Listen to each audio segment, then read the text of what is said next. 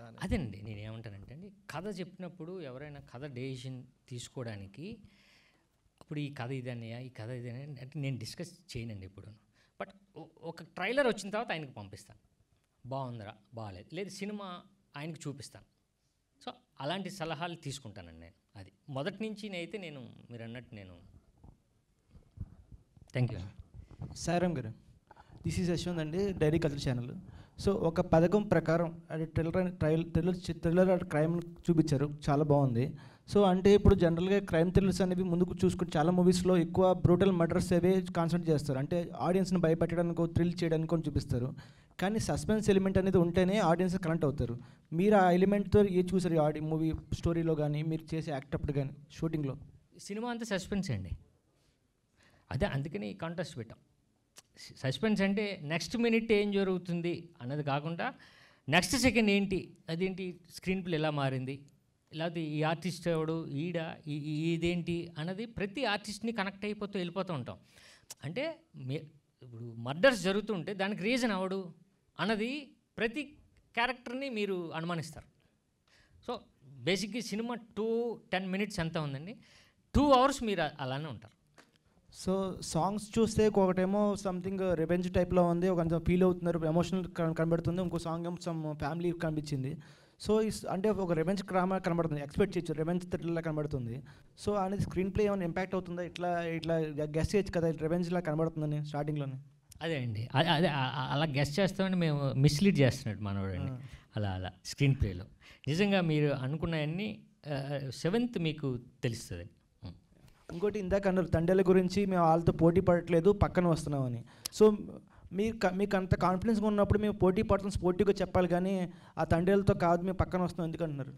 అదే అండి నేను ఏమంటున్నానంటే, పోటీ పడడం అని చెప్పడం అది ఇందాక చెప్పాడు కదండి, ఓవర్ అని. అది ఓవర్ మనం మాట్లాడలేం, అది కరెక్ట్ కాదు ఇప్పుడు. ఎందుకంటే గ్రాండ్గా రిలీజ్ అవుతుంది సినిమా, గీతా ఆర్ట్స్, తర్వాత నాగ చైతన్య గారు, సాయి పల్లు గారు, అది పెద్ద అంటే గ్రాండ్ ఫిల్మ్ అది, అంతే కదండి. గ్రాండ్ ఫిల్మ్తో పాటు మేము కూడా వస్తున్నాం, అది పద్ధతి, అది చెప్పే పద్ధతి అది. అంతేగాని పోటీ అంటే మీరు రేపు రాస్తారు ఈడు వావరాక్షన్ అని మీరు, అది కాదు, అది కరెక్ట్ కాదు కదండి. ఎందుకంటే స్కేల్ని బట్టి కదా మనం మాట్లాడాలి, అంతే.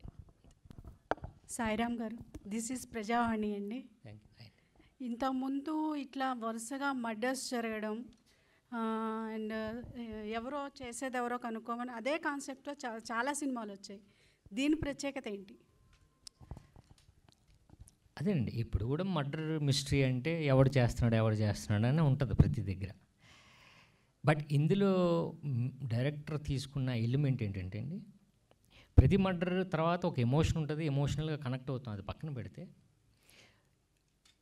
మీరు లాస్ట్ మూమెంట్ వరకు ఈ సినిమాలో ఎవడు గెస్ చేయాలి, మీరు గెస్ చేయలేరు. అంటే ఒకవేళ నేనా ఈడే అంటారు, లేదు సముద్రగానేమో సముద్రగానే అంటారు, లేదు ఇంకో క్యారెక్టర్ ఆ అమ్మాయి హీరోయిన్. సో ఇలా వెళ్ళిపోతూ ఉంటుందండి. సో లాస్ట్ మూమెంట్ వరకు ఇది తెలియదండి సినిమా. సో ఇది ఫస్ట్ టైం నేను అంటున్నాను, అంటే చాలా సినిమాలు వచ్చినాయి లాస్ట్ మూమెంట్ వరకు ఎవరు విలన్ అని తెలియదని, బట్ ఆ కోవకి చెందిన నాకు ఉపయోగపడుతుంది ప్రజెంటు అని నేను నమ్ముతున్నాను, అంతే. మీరు ఇప్పటివరకు చెప్తారు గెస్ చేయలేరు వన్ క్యారెక్టర్ గురించి. ఇన్ కేస్ సినిమా అయిపోయింది, వచ్చిన తర్వాత బయటకు వచ్చిన తర్వాత ఆడియన్స్ చెప్పేస్తారు కదా, పంచుకుంటారు కదా ఫలానా విలన్ అనేసి, అప్పుడు ఎలా ప్రేక్షకులను రప్పిస్తారు థియేటర్కి? అదేనండి, ఇప్పుడు కూడా మనం మార్నింగ్ షో వరకే ఏ సినిమానైనా హోల్డ్ చేయగలమండి. ఇప్పుడు అన్వేషణ అనే సినిమా, ఇప్పుడు మీరు రాళ్ళపల్లి గారు విలన్ అయినా మీరు సినిమా పెట్టి చూస్తారు. సో వన్స్ మనకి తెలిసిపోయిన తర్వాత అరే మనల్ని ఎలా హోల్డ్ చేశాడు అనే ఇంట్రెస్ట్తో కూడా చూస్తారండి జనాలు. సో ఆ మిస్టరీ మనకి తెలిసిపోయినా, ఆ సస్పెన్స్ మనకు తెలిసిపోయినా ఇంట్రెస్టింగ్గా మనం చూస్తాం. అదే జరుగుతుంది కదండి ఇప్పటి వరకు. చాలా సినిమాలు మనం రిపీటెడ్గా చూస్తూ ఉంటాం, అందులో బెస్ట్ ఎగ్జాంపుల్ అన్వేషణ అండి. దాంట్లో ఇప్పటికి కూడా మనం చూస్తూ ఉంటాం, ఆ లాస్ట్లో వెళ్ళని ఈయనే, కాకపోతే మన సినిమా అంతా రన్ చేస్తూ ఉంటాం. సో అది మేడం, యాక్చువల్లీ ఇప్పుడు మనం మూవీ చూసినప్పుడు మూవీ కనెక్ట్ అవుతుంది కదా మనకి, థియేటర్లో చూసి ఓకే ఇది ఎంజాయ్ చేసి వెళ్ళిపోతూ ఉంటాను. సమ్టైమ్స్ మనం థింక్ చేసింది ఓకే. నేనేం చేశారంటే ఇప్పుడు ఈ క్వశ్చన్కి ఒక మ్యాటర్ ఏంటంటే, మీరు ఫస్ట్ మూవీ స్టార్ట్ అయినప్పటి నుంచి మీ బ్రెయిన్నే వాడుతున్నాను. 30 మెంబర్స్ కూర్చుంటే మీ 30 మెంబర్స్ వెదుగుతుంది. అది గ్యారంటీగానే చెప్పొచ్చు. అదే ఒకటి గ్యారంటీ నాది. సో ఎవ్రీ 3 సీన్స్లో టిస్ట్ అలా అలా అలా అంటే మీరు అంటే స్క్రీన్ ప్లే మీకు మీ థియేటర్ లోపల వచ్చినప్పుడు స్క్రీన్కి మీకు మధ్య ఒక ప్లే జరుగుతుంది. ఆ మైండ్ నేను ఆ 2 అవర్స్ నేను పట్టుకున్నాను. అదే దీనిలో కొత్తగా నేను ట్రై చేశారు. చూసి మీరు చెప్తే యూ విన్. నెక్స్ట్ టైం నేను మంచిగా చేశాను. మమ్మల్ని హిప్నటైజ్ చేయబోతున్నారన్నమాట. కాదు అలా ట్రై చేశారండి. అది సక్సెస్. ఆడియన్స్కి ఇష్టమైతే అది ఓకే, లేదంటే అది తెలియదు. Okay, all the best sir. Thank you ma'am. Sairam garu. Hello sir. Sir, ఒక పథకం ప్రకారం అనే టైటిల్ అనేది ఒక డిఫరెంట్ టైటిల్ సార్. ఆ టైటిల్ అనేది ఎవరు సజెస్ట్ చేశారు? నెక్స్ట్ ఆ పోస్టర్లో ఆ తమ్ములో ఒక పోస్టర్ ఉంది సార్. అంటే ఒక పథకం ప్రకారం అనేది ఒక డిఫరెంట్ టైప్ ఆఫ్, అంటే అందులోనే విలన్ ఎవరో తెలిసిపోతుంది అనమాట. అంటే ఇదంతా మీ పథకం ప్రకారమే ఒక స్టోరీ వెళ్ళినట్టు అనిపించింది నాకు. టైటిల్ ఎవరు చెప్పారు అన్నది కదా. అదొకటి. నెక్స్ట్ ఆ టైటిల్ ప్రకారం చూసుకుంటే మీరే వెళ్ళని అనుకుంటున్నాను. లేదు, యాక్చువల్లీ టైటిల్ అన్నది అన్నయ్య చెప్పారండి. సైన్ ఆ టైటిల్ అంటే ఆయన కేరళ మనకు తెలియదు కదండి. సో అందుకు ఒక పథకం ప్రకారం అన్నది సజెస్ట్ చేశాను నేనే. ఎందుకు అది సజెస్ట్ చేసామంటే ఆ వర్డ్ వాడేదే మనం క్రైమ్కి వాడతాం. క్రైమ్కో లేకపోతే ఈడ ఒక పథకం ప్రకారం దొంగతనం చేశాడరా, ఒక పథకం ప్రకారం ఆడిని మర్డర్ చేశాడు అంటే ఆ ఫ్రేజ్ అంటే ఆ సెంటెన్స్లోనే sentence it's of crime. So దానికి ఇది పెట్టడం జరిగింది. సో ఇందులో ఒక్కొక్క క్యారెక్టర్ ఒక్కొక్క ప్లే చేస్తూ ఉంటాడు, ఎవడు పథకాలు ఆడివి. సో దానికి ఇది చేయడం జరిగింది. ఈ తంబ్ అన్నది డైరెక్టర్ ఆలోచన, ఎందుకంటే క్రైమ్ థ్రిల్లర్ కదండి, ఇన్వెస్టిగేషన్ ఇదంతా. సో తంబ్ బాగా ఇంపార్టెంట్ కాబట్టి ఆ పోస్టర్స్లో అది వేశారు. ఈ స్టోరీ మీరు చేయడానికి మీకు నచ్చిన పాయింట్ ఏంటి అని అంటే ఏం చెప్తారు? అదే ఇందాక చెప్పిందే, కథ బాగుంటుంది డెఫినెట్గా. కథ మంచి కథ అండి, నాకు మంచి కథ. యాక్చువల్లీ ఇది నేను ఒక క్రౌడ్ నుంచి విన్న క్వశ్చన్ మీకు చెప్తున్నాను, అంటే వాళ్ళు చెప్పడానికి ఆలోచిస్తున్నారు. ఇప్పుడు సినిమా ప్రకారం చూసుకుంటే మీరు ముగ్గురు న్యాయవాదుల కింద వచ్చారు. ఒక క్యారెక్టరే కాదు కదా, పోలీస్ క్యారెక్టర్లు 2 ఉన్నారు. పోలీస్ డ్రెస్లో ఎందుకు ప్రమోషన్స్కి రాలేదని అడిగారు. సో పోలీస్ డ్రెస్ మనం రెడీ చేయాలండి ఫస్ట్, తర్వాత ఆయన రావాలి. వచ్చిన తర్వాత సముద్రగన్ గారి గురించా? అలానే కాదు, ఇప్పుడు మీరు ముగ్గురు వేసుకున్నారు కదా.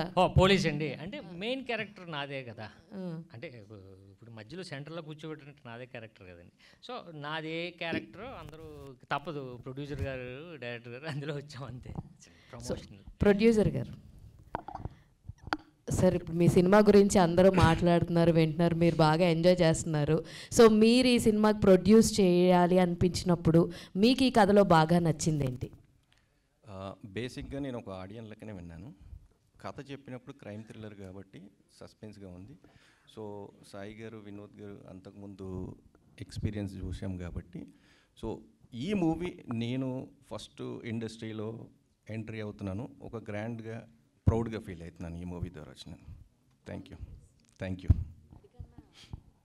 సాయిరామ్ శంకర్ గారు, ఈ సినిమాలో విలన్ ఎవరో కనిపెడితే మీరే హీరో అని పెట్టారు. అంటే ఈ సినిమాలో హీరో లేరా?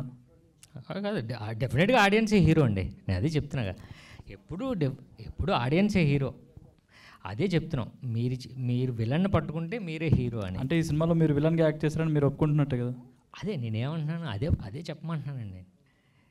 అదే ఇప్పుడు మీరు అన్నారు కదా, అదే చెప్పి అదే రాయండి, మీకు 10,000 ఇచ్చేస్తాం. ఓకే. ఇంకోటి ఏంటంటే, నేనింతలో మీరు ఒక అభిమానిగా యాక్ట్ చేశారు కదా, అలా ఈ సినిమా తర్వాత మీ అభిమానులు అలా చెప్పుకోవచ్చా ఈ సినిమా బాగుందని? అభిమాని నేనింత సినిమాలో మీరు ఒక అభిమానిగా, సినిమా లవర్గా యాక్ట్ చేశారు.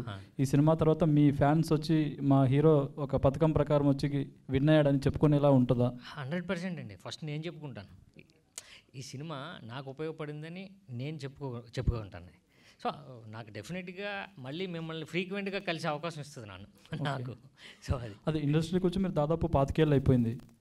ఇప్పుడు అంటే మరి కమ్బ్యాక్ అనుకోవచ్చా ఏంటి? ఇంకా ఏమైనా ప్లాన్స్ ఉన్నాయి? సినిమా ఆల్రెడీ ఇంకా లైనప్లో ఏమైనా ఉన్నాయి? ఇది కాకుండా ఉన్నాయండి, లైనప్లో ఉన్నాయి. హీరోగానే చేస్తున్నారు అంతే. ఇప్పుడు నేను కమిట్ అయింది మాత్రం అవేనండి. Okay, all the best. Thank you అండి.